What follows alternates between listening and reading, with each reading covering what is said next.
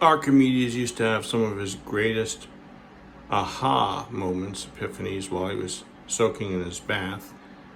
Zen gurus have them when they're behind a waterfall. I guess I'm getting some of mine in a moving water in a shower here.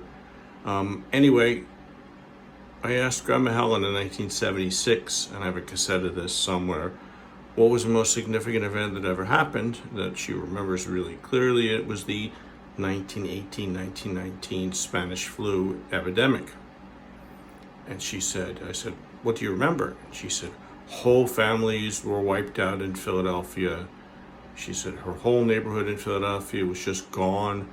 Everyone, mothers, fathers, sisters, brothers, just whole families just wiped out, and pretty much her whole block was emptied. All of her friends, friends, fathers and mothers, businesses, just wiped out.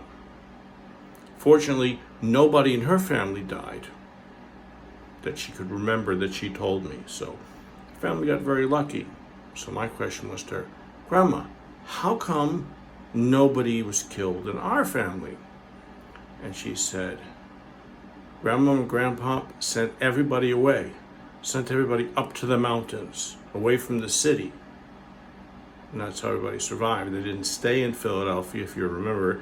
That was the hot spot when 275,000 people went to attend a parade for returning military vets. And that was the hot spot in the country.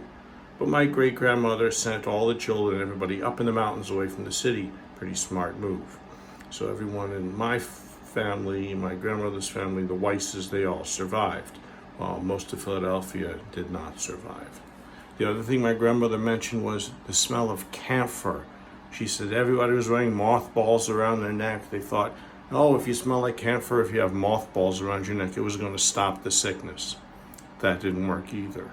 So not only didn't know how to treat it, they didn't know what was going on, they didn't know they should stay away from each other, but at least my family, they knew to get away from Philadelphia.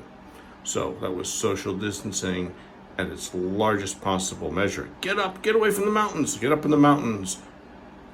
So that's the story Grandma Helen told me about the great pandemic of 1918, 1919. So it made her 14, 15 years old.